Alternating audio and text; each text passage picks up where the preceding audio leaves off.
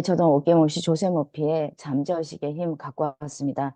오늘 사자, 믿음을 활용한 오래된 지혜.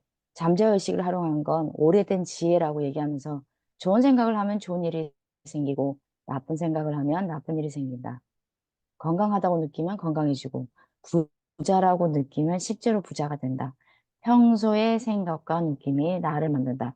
이거 들으면 다 아는 얘기인데 라고 하시는데요. 성경에서 잠재의식의 힘을 찾다. 그러므로 나는 너희에게 말한다. 너희가 기도하면서 구하는 것은 무엇이든지 이미 그것을 받은 줄로 믿어라. 그리하면 너희에게 그대로 이루어질 것이다. 마가복음 11장 24절을 갖고 와서 얘기하시는데 여기에 주목할 게 있습니다. 믿다, 받다. 이건 다 현재 시제지만 이루어질 것이다라는 건 미래 시제거든요. 믿고 받았다라고 받는다라고 그렇게 믿으면 그대로 미래에 그 소망이 실현된다라는 그 문구라고 얘기합니다. 예수는 믿음이 가장 중요하다고 있는 대로 되리라고 저도 그렇게 믿고 있습니다. 성경에서 말하는 믿음이란 뭘까요? 사고방식, 마음가짐, 내면의 확신이라고 합니다. 어떤 아이디어를 완전히 받아들이면 아이디어가 잠재의식에서 구현되고 그 내용이 외부 세계로 발현되어 인지하는 것을 의미한다고 합니다.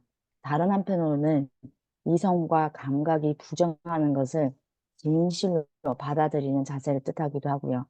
현재의식에서 대수롭지 않는 메시지에 주의를 기울이거나 논리적이고 분석적인 현재의식의 목소리를 듣지 않는 대신에 잠재의식이 무한한 힘을 갖고 있다라고 그 믿는 자세가 바로 믿음이라고 합니다. 믿음은 땅에 뿌린 씨와 같다고 합니다.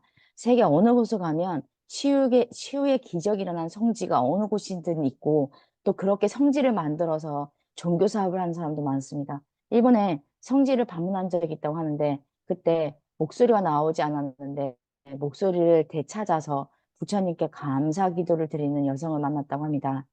정해진 의식을 따르고 단식을 하면서 공물을 정성스럽게 바치면서 예전과 같은 목소리를 되찾으리라는 생각으로 그렇게 믿음에 불을 붙인 결과 이 사람은 목소리를 다시 찾았다고 합니다. 잠재의식이 믿음에 응답을 해준 거죠. 상상력과 맹목적인 믿음, 절대적인 믿음, 거기에 1도의 먼지도 들어가지 않은 순수 절대 100% 믿음만이 이렇게 위대한 힘을 가져왔다고 하고요. 여기에 또 예시가 있는데 어, 아들이 병에 걸린 아버지한테 거의 죽어가는 아버지가 살리고자 아버지 이 반지만 끼시면 나으실 수 있대요. 이 반지가 어떤 반지냐면요. 어떤 수도사가 성십자가의 조각을 얻어와가지고 중세시대에 내려온 반지에 끼워서 만든 반지인데 이 반지만 끼면 병이 낫는데요. 그런데 진짜 나았다고 합니다. 근데 사실은 아들이 꾸민 이야기란다. 가짜 이야기였다고 합니다. 복속상에서 고풍스러운 반지를 산 다음에 길거리에 준 나무 조각을 끼워가지고 아버지한테 주었고 아버지는 아들의 말을 진짜 믿고 그 병이 나을 거라고 하는 그 기대감으로 상상력과 덧붙여서 그 치유력이 잠재의식에서 샘솟아서 병이 나았다고 합니다.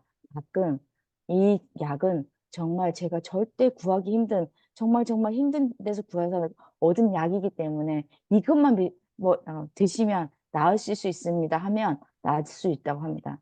믿음은 정말 기적을 낳는다고 합니다. 믿는 대상이 진짜든 가짜든 효과는 같을 거라고 하는 이 말은 뭐냐면 플라시보 효과, 노시보 효과. 정말 현대의학에서는 의사들이 부정하고 있지만 믿음이 치유를 낫게 하는데 그걸 그 효과가 약을 줬을 때 약을 주었을 때 낫는 것보다 더 효과가 좋아서 의사들이 부정을 하고 있다고 합니다. 그러면 현대 제약업계나 의료업계가 망할 수도 있기 때문에 그 믿음에 대한 효과를 여러분도 믿기를 바라면서 매개체가 무엇이든 병을 고치는 건 잠재의식이다. 모두에게는 현재의식과 잠재의식이라는 두 가지 정신 기능이 있는데 잠재의식은 암시를 끊임없이 받아들이는데 그 암시를 여러분들이 어떻게 하고 있는지를 톱봐봐야 된다고 하고요. 여기 믿음과 같은 내용의 철학자가 좋은 얘기를 하고 있어서 듣고 마무리하겠습니다. 믿음이라는 것은 저 창문과 같습니다.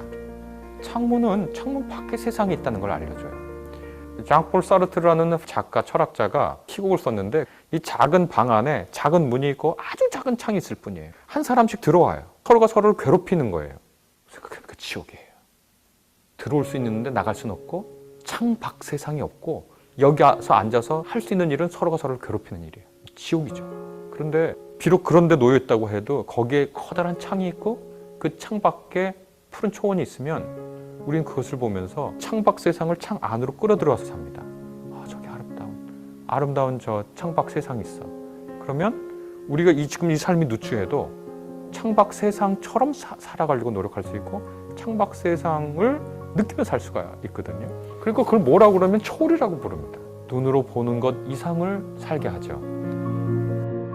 네, 이 얘기와 관련해서 옆에 있는 사진이 뭐냐면 미라클이라고 하는 박위라고 하는 젊은 청년인데요. 새로운 애인을 만났습니다. 시크릿의 송지연이라고 하는 여자분하고 지금 사랑을 하고 있는데요. 이분은 외국계 기업에 입사를 앞두고 친구들하고 이렇게 술자리에서 술을 먹고 나서 오다가 어떤 큰 난간에 떨어져서 이렇게 전신마비가 되는데요. 그 와중에 믿음으로 나는 반드시 일어설 수 있을 거라고 생각하고 지금 미라클이라고 하는 채널을 만들어서 장애인의 여러 가지 어려운 불편한 점, 또 여러 가지 시정해야 될 부분도 같이 하면서 함께 믿음으로 살아갈 수 있는 세상을 전파시키고 있는 사람인데요. 이분이 갖고 있는 것도 믿음이더라고요. 그리고 이분이 가장 힘들 때, 욕창이 생겼을 때, 그때 삶을 포기하고 싶었을 때, 그때 새벽 기도를 나가서 만난 분이 이 여자분이라고 하더라고요. 그때 욕창이 없었으면 아마 박이라고 하는 분도 사랑을 하지 못했을 수도 있었을 텐데 이렇게 좋은 인연을 만나서 지금 사랑을 하고 있고요. 이분이 갖고 있는 가장 큰 이 채널의 키워드가 뭐냐면 믿는다. 나는 정말 잘 앞으로 걸을 수 있다고 하는 그 믿음을 정말 선하게 전파하고 있어서 굉장히 애장하고 있는 채널입니다. 오늘 여기까지 하겠습니다. 감사합니다.